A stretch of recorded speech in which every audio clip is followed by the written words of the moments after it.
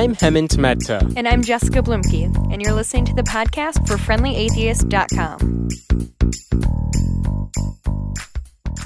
Lucien Greaves is the spokesperson for the Satanic Temple. You know his organization because they've been very active recently regarding church-state separation issues. In Oklahoma, where there was a Ten Commandments monument near the Capitol building, Greaves' group requested putting up a statue of Baphomet, leading to all sorts of chaos. They've also tried to put up a satanic display in the Florida Capitol building for Christmas, you know. And my favorite, after a Florida school district allowed an outside group to do a Bible giveaway for students, his group requested to distribute a satanic coloring book, which may end up leading to an end to outside book distributions for good in that district. So, Lucien, thank you for being with us here tonight. Should I call you Lucien? I mean, that's not your real name, but what do you prefer, and why do you use that particular name? Where did Lucien come from? And hell, where did your last name come from? Actually, that was pretty off the cuff. We needed to set up a Facebook page at the beginning, or thought we needed to set up a Facebook page. And I didn't want that attached to my actual profile because I was under the delusion that I could remain in the background. So I needed to set up another Facebook profile that could be an admin for the Satanic Temple page. So I chose the name Lucien Greaves for that admin, and didn't expect that I would take over the role of Lucien Greaves. But at the beginning, I had this kind of idea for the Satanic Temple that we could be more like anonymous, that we could do things and we could be pseudonymous, and there would be no central figurehead, and then we could maintain our anonymity and our privacy and try to avoid ruination of social lives and careers and that type of thing. But very quickly, I think with the pink mask, people already started recognizing me in pictures. I started talking to press, and it very quickly got to the point where I couldn't remain anonymous anymore. Sure. So now there's this kind of confusion where I don't mind that people know that I'm Doug. For consistency's sake, I often go by Lucien Greaves in my interviews nonetheless. So I would love to kind of start off by talking about what exactly Satanism is. I don't think most people have a really firm grasp on it, because on your website it says you don't actually believe in Satan, right? Right, I'm very open about being an atheist, and so this causes people to say, especially given the nature of the kind of activities we do and our very political nature, that it's strictly a prank or a hoax. And that's not the case either. I really think that we have deeply held values that we put together with this kind of narrative structure of Satanism. It's a metaphorical construct for us, but we don't think our beliefs are any less deeply held for it being a metaphorical construct, and they're just as given to legal deference as any other religion. And I think that's a very important fight to fight, that religion can be divorced from supernaturalism and should be. If I didn't know you were Satanist, I would probably call you a secular humanist, just given your self-description on the website of what a Satanist is. You know, you believe in good. You believe in, like, helping other people. It sounds awesome. And then as soon as you see the word Satanist, people are like, oh, whoa, what happened there? Well, we've gotten a lot of positive comments and positive press from the humanists and atheists, especially in light of the Orange County decision to not distribute the religious books due to our presence there. But I think the best insight into why we're Satanists or what Satanism is would come from kind of an analysis of what I think we got the least amount of good press about, and that was the Black Mass event at Harvard. And people really questioned whether this was hate speech, why we would be doing a Black Mass. One thing that was completely missed by a lot of the press was what we billed this as to begin with. It was an academic event, and we were trying to demystify this idea of Satanism. And the Black Mass was never a thing that people really did. So it was more of a let me ask you about this because I want you to explain to our audience what exactly a black mass is, because it's kind of like a Catholic mass. It's supposed to use a consecrated communion wafer, which is really like the big deal in all this. So what is a black mass? Well, I think that it started as Catholic hate speech against maligned groups that they would refer to as heretics or witches or whatever else, some out-group, and that they would want to purge, and they would justify this by attributing these crimes to them that never existed, that they did these sinister, evil rites in which they would murder babies, defile a consecrated host, and these types of things. And that was not happening. It was kind of this idea based off the witches' Sabbath that then kind of merged into this Catholic narrative of the Black Mass. And the idea has become inextricable from the idea of Satanism. And something that I was explaining at the time, we were going to do this academic event with what we call the Black Mass reenactment based on the book La Base by Huysmans, which was written in the 19th century, and he was talking about attending a Black Mass. And he gave kind of this credible account where it seemed like people were performing this ritual that they were referring to as a Black Mass. And you wonder why would somebody want to do this? And I think that gives you your kind of best insight into what is Satanism, what does it mean to people. And people kind of gravitated to this idea of the Black Mass because they felt oppressed by the church. They felt oppressed by this superstition, whatever was being weighed upon them by those doctrines. And it was kind of a personal declaration of independence for them, not necessarily an attack upon the church, but it's a way of kind of undermining that cultural programming that somebody's grown up with. And you were trying to reenact. You were trying to reenact all of this at Harvard. I was trying to give an academic presentation that would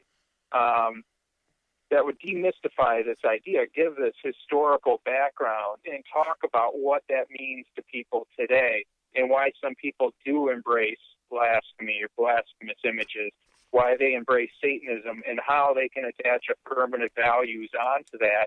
And it doesn't have anything to do now with a direct assault upon any group of people or church. It's just something that's become assimilated from earlier culture till now, when people probably gravitate to that type of thing the most when they're coming away from their religion and they're seeing that they can engage in these symbolic acts without consequence. And I really think that's a growing experience for people, and for lack of a better word, it can be transcendent. And in that way, people can really embrace Satanism as a religious choice. And this was something that Harvard's people saw as so offensive. I mean, even the president of Harvard was like, yeah, we don't want to see this on our campus, basically. Well, even she didn't seem to bother to acknowledge what the event really was. We were clear that we weren't doing a Black Mass. We're doing a reenactment. And, of course, in our case, we don't really see a reenactment of a ritual as any different from a ritual, but we were also clear we weren't using a consecrated host or weren't doing violence onto anything. It's like a Civil War reenactment, even though you're like not trying to promote the ideas that they were fighting about per se. Yeah. But you're just saying, look, this is important for historical sake, in a sense. Right. And just the act of, as I was saying, the engaging blasphemy, I think it's a good window into kind of the culture of Satanism and the kind of psychology that gravitates people to it. So it's not going to be something that's important to all secular humanists. I'm not trying to say that this is a kind of movement that could absorb atheism or define atheistic values. There's a lot of different atheistic religions, in fact, and not all of them are going to resonate for atheists of whatever stripe they are. But it so happens that we're atheists who feel we have a religion, and it's Satanism. Well, we talk a lot, we've talked a few times on this podcast about names and labels. They're important to people. People say they don't believe in God, but I don't identify as an atheist. They prefer humanist or bright or whatever. Do you think that you could have, the Satanic Temple has gotten in the press a lot for your works. Do you think you could have gotten the same level of success or attention if you were, say, the Atheist Temple or some other variant on that. Right. I think we've already shown that that would definitely not be the case, and I think that was never more apparent than when we submitted to put a holiday display in Florida last year, and we were rejected, whereas the Pastafarians and the Festivus poll were not rejected. And it makes you wonder why. The Pastafarians seem to be openly making a mockery of religious symbols, and people feel or claim to feel the same about us. So what's different about Satanism? And I think that Satanism is different in that it challenges the religious narrative. It challenges the Christian narrative, when it may even challenge the other monotheistic narratives, when you can embrace the other side and show that these narratives are open to interpretation. It's worth noting that your display that you wanted to put up in Florida, for those who aren't aware, it was a Bible verse, I believe, and it was kind of like one of those. I don't mean this in a disrespectful way. It was kind of like one of those shoebox panorama. What is the word that you make in grade school? Like one of those displays that featured a Bible verse and then a depiction of that Bible verse. But it wasn't one that's like favorable to Jesus. It was like something about hellfire. Correct me if I'm wrong there. Well, yeah, it just had a couple of biblical passages that Diorama. refer to the falling angel. And it was made, it was made by a couple of our membership in Florida. It was just a homemade project. It doesn't look, I don't think, very intimidating. But the point was, it didn't matter how it looked. The point was, this is your display, and they said no to it. Right. Well, this year is different because Americans United is representing us. Yeah, you got some legal background. You got some legal people on your side now. Right. In fact, Americans United applied on our behalf and made it very clear that there was really no reason to deny our display. And we kept the same display from last year, too, which I like, because if having this kind of legal heft behind us now causes them to not reject the display, that's kind of a tacit recognition of the fact that they really had no grounds to do so last year. And I wonder if that's going to hold them back. But in any case, they haven't replied to our request. And Americans United has already given them an ultimatum date, which is already passed. So we're going to see some fireworks happening very soon. Maybe by the time this podcast airs. Yeah. Right. Well, but back to the original point, obviously, Satanism is a whole different issue to a lot of people, rather than beyond Pastafarianism, beyond Festivus poles or any alternative religion in general. And it's something I feel that's very important for people to come to terms with and reconcile themselves with. And it's not just a petty we can too kind of equal rights,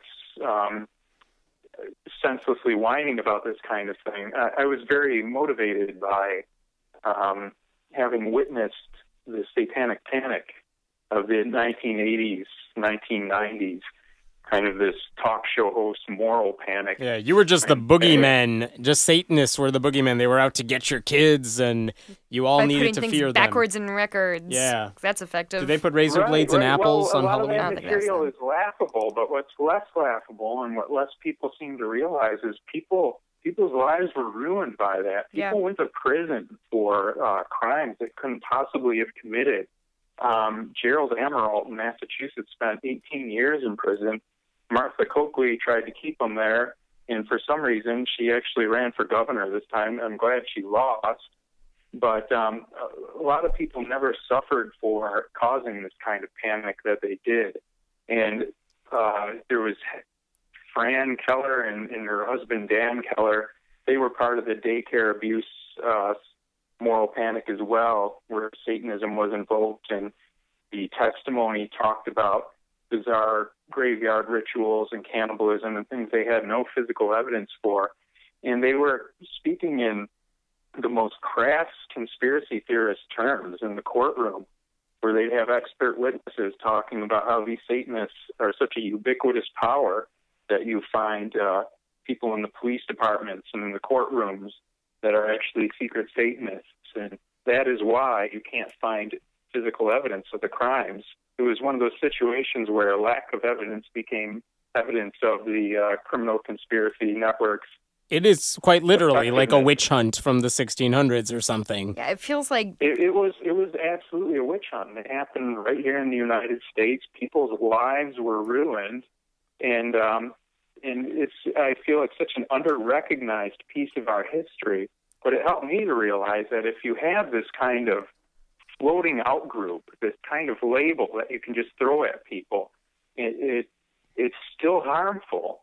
You know, I mean, you might not be saying, well, it's the Jews, and a lot of the ideas of a Jewish threat just migrated over to satanic threats, you know, and I guess people feel better about that because it doesn't isolate a real culture or real people, but it does. We feel like we're of a kind. We are the blasphemers, the doubters, the heretics, and we do have a place in the world too, and it doesn't necessarily translate from one to the next that we're also antisocial, anti-human, and criminal.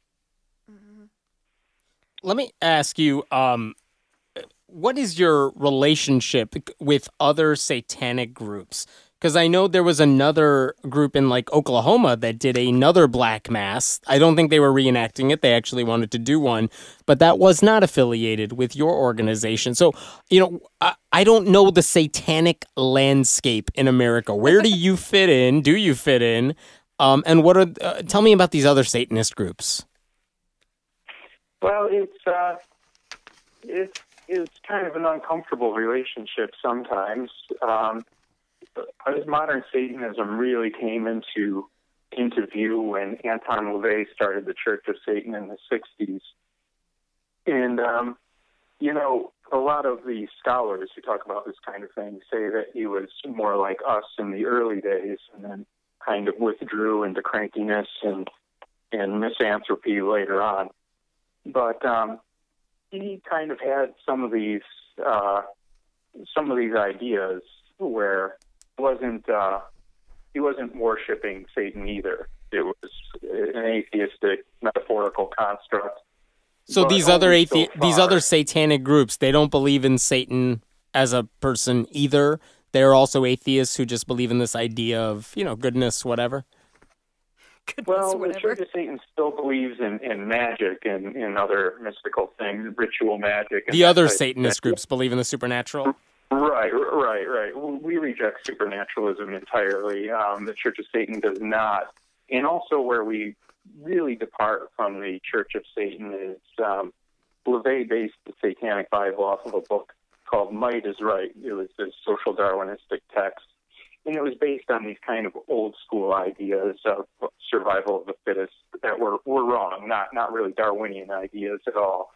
But and really kind of disproven now by studies in game theory and reciprocal altruism, and we find that we work better in groups, and we do have an altruistic sense. It was very motivated by Ayn Rand, and we kind of harken back to earlier literary Satanism from Milton to Anatole France, where you have this kind of revolt of the angels idea where Satan for us is metaphorical of the ultimate rebel against the ultimate tyranny, always standing for personal sovereignty and individual rights wherever those issues arrive. So do you ever recruit people into your group, or like what does your group look like? Is it organized? Do you have meetings, or is it like a couple guys hanging out in a basement, or what do you guys look like? Well, you know, I've been working on the national level, and I started this with a couple other people. So at first, we're almost faking it. You know, we're doing this kind of thing as Satanists, and there isn't really a group to speak of. Mm-hmm. And now, of course, we have so many people who want to help on whatever level they possibly can. And we're in the process now of cohering our different chapter houses all across the nation. And they're coming together now, and will all have their own flavor naturally. And I'm hoping that they can organically evolve, and we'll be able to see what works best for them, what kind of meeting structure, what they do and don't want to do. And we're not, it's kind of against our philosophy to keep an iron-fisted grip on them, just as we don't try to micromanage people's beliefs. We just have a basic value system that we put forward. It is always interesting to me that, you know, you're trying to organize all this stuff. Every time I've seen your name in the news, you're always the spokesperson of the Satanic Temple. You're not the president. You're not the chair, you know? I always wondered, like... The king. Yeah, you're not the king. Why that title as opposed to something that conveys that you're running the show? Because it seems to me like that is what you are actually doing. It's not like there's someone else who's the president of the group and you're just... you know, a PR person. That's not the case. Well, of course, there's a lot of contradictions here that I'm trying to manage.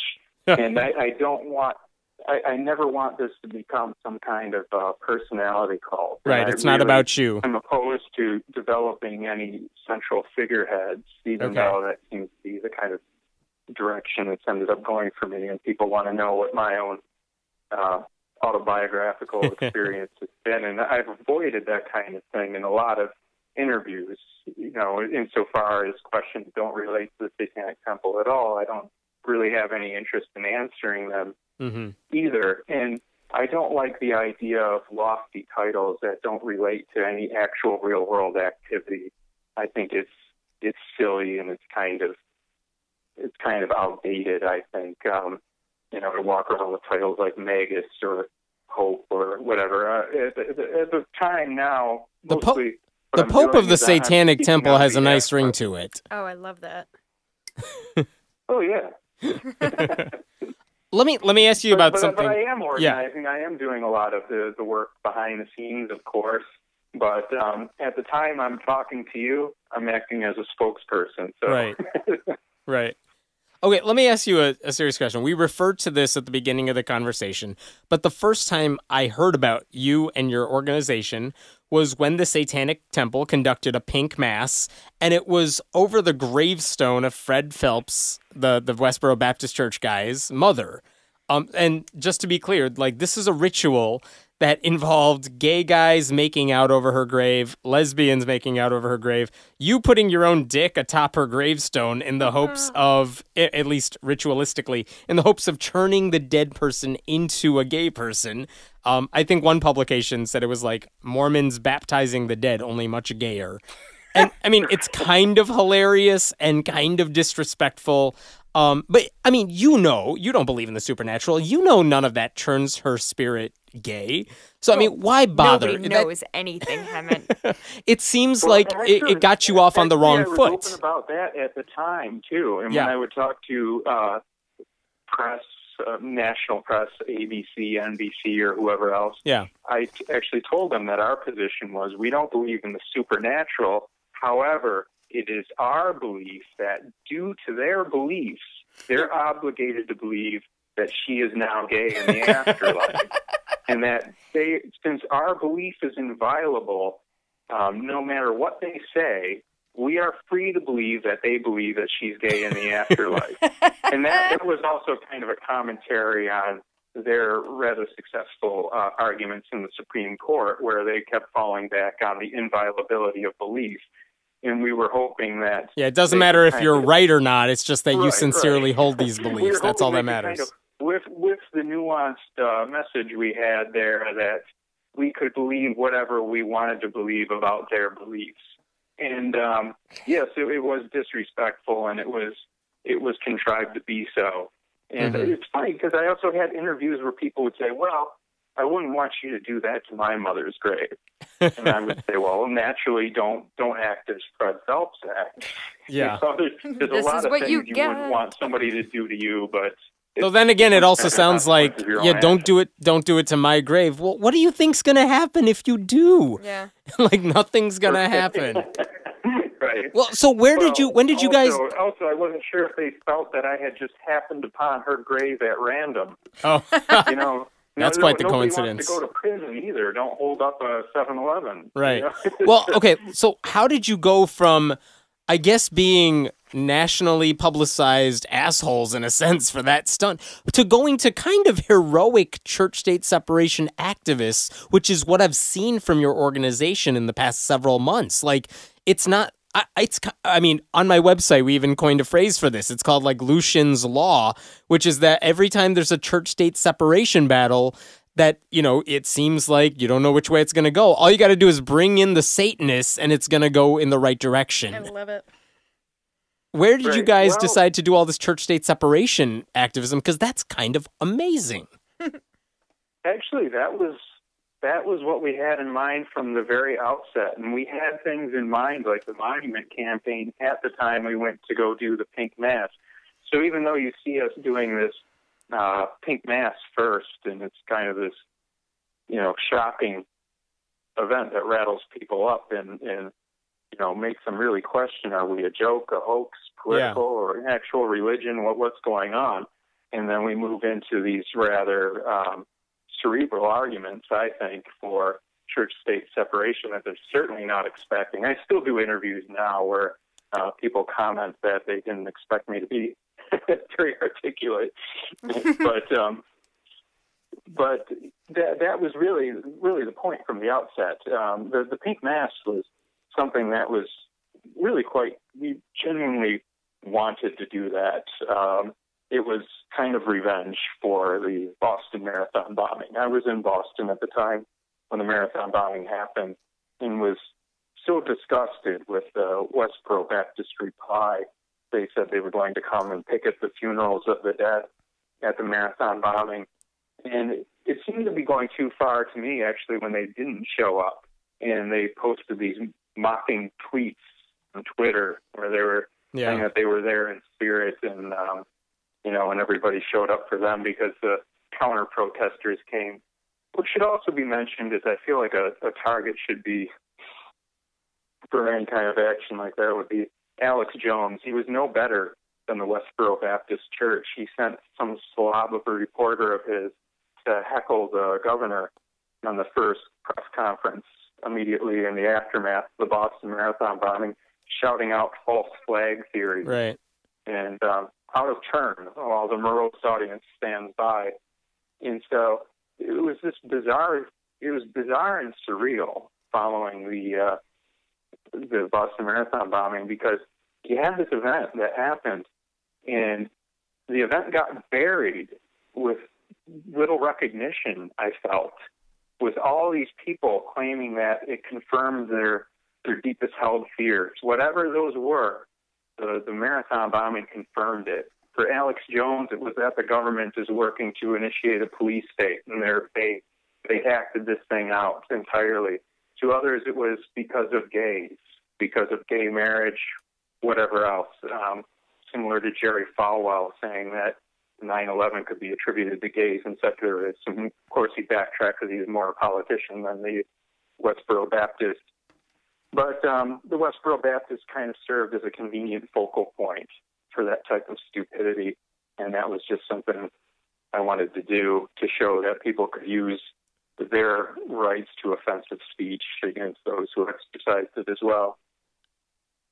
I have a question that I've been dying to ask you for weeks now. For those who don't know, I mentioned this in your intro, outside the Oklahoma Capitol building, there was this 10 Commandments monument. You guys decided that you wanted to put up your own satanic sort of statue, and they said no, and there's been some legal back and forth about this. Well, a few weeks ago, as we're taping this anyway, someone with their car drove up and basically ran into the 10 Commandments monument. They destroyed it, and right now they're in the process of maybe rebuilding it, putting it back up, but that's a separate issue. When I first heard that someone destroyed the 10 Commandments monument, in the back of my head, my first thought was, oh my God, I hope that's not an atheist, because that would suck. That's not the way you go about protesting, that sort of thing. And I wonder if, because you guys were the main opponents of this Ten Commandment statue, or more that you were the ones who were pushing to get your own stuff up there, did you have that thought in the back of your head that I may have convinced someone to do this? And by the way, I should point out, it was actually a Christian who was maybe off his medication who ended up doing it. Oh, no. So it wasn't an atheist, it wasn't a Satanist, whatever. Did you have that thought, at least for a little while, in the back of your head, like, I may have convinced someone to do this? Immediately. Actually, the first I heard of it, they were already saying it was a Satanist. Yeah, and they were saying that Satan told him to do it, which is apparently where he was coming from. I don't know. As a Christian, they were saying Satan told him to do it, just like you hear a lot of pastors saying, if you do something wrong, it was Satan. That's not necessarily someone saying Lucien Greaves made me do it. Right. So it's a Christian who is saying that. But I did hear people suggest your people did it. It doesn't matter. I mean, if he was actually a Satanist and he was actually a registered member of the Satanic Temple, we'd never hear the end of it. He might as well say Lucien told me to do it. Right. And it's funny because were you worried? A week later, another mentally disturbed Christian, self-identifying Christian, cut off the head of a kid in Oklahoma, claimed he was practicing witchcraft. But the kid was practicing witchcraft, so he beheaded him. Oof. And this was not a very huge national story. It's definitely something that did get some attention. But I was thinking then again, imagine if it was the other way around. You know, if somebody says he's a Christian, he cuts off somebody's head, people say, well, he's not a Christian. You know, obviously his religion had nothing to do with this. This is a mentally disturbed person. Which they would never do if it was actually a Satanist or something. Right. Somebody invokes Satanism, we will never hear the end of it. And there was cases like that, of course, in the 80s. There was a kid, Sean Sellers, who killed his parents. And he said that Satanism made him do it.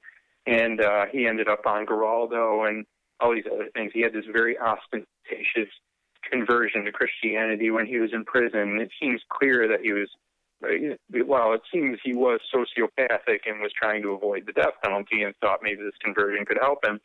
But his story about being involved in Satanism didn't even make sense. As he talked about it, you could tell he had this kind of anti-Satanist conception of what Satanism is, and Satanism could be blamed for these kinds of things because that's what Satanists do.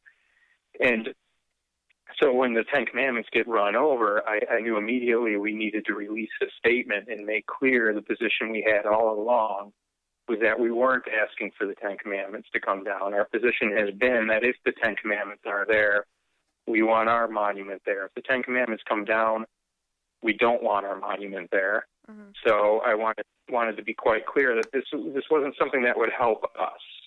You know, this wasn't obviously wasn't somebody working toward our benefit. Right. You know, and then as you said, it turns out the guy was supposedly this devout Christian who had some kind of mental disorder. Sad case, clearly. Off his medication, goes and runs over the Ten Commandments monument. So now you don't hear a whole lot of the story, but the governor said that she was dedicated to even helping raise private funds to put it back up, and they seem very dedicated to putting the Ten Commandments monument back up. So we're moving ahead with our plans nonetheless. Well, thank you so much for joining us. And, you know, as I said before, I'm a huge fan of the church-state separation work you guys are doing right now. Yeah, absolutely. It's always seems to be that if Christians are doing something, atheists always seem to be the bad guys. Mm-hmm. You know, when we come in and say, we just want to be treated equally. And it's kind of interesting to just watch, like, Satanists thrown into the mix here and saying, yeah, we're raising our hands. We want in on this too. And then everyone's like, oh, we should just stop.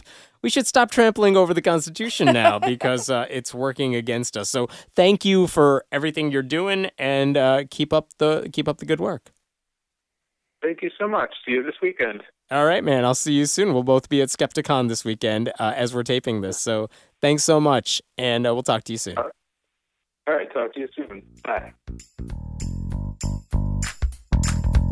Thanks for listening to the podcast for FriendlyAtheist.com. This episode was taped at Cinnamon Sound Studios in Aurora, Illinois, and the music was written and performed by Brad Chagdis. If you like what you're hearing, please consider making a contribution at patreon.com/Hemant, that's He-Man T. We appreciate your support. I'm Hemant Mehta. And I'm Jessica Blumke. We hope you'll join us next time.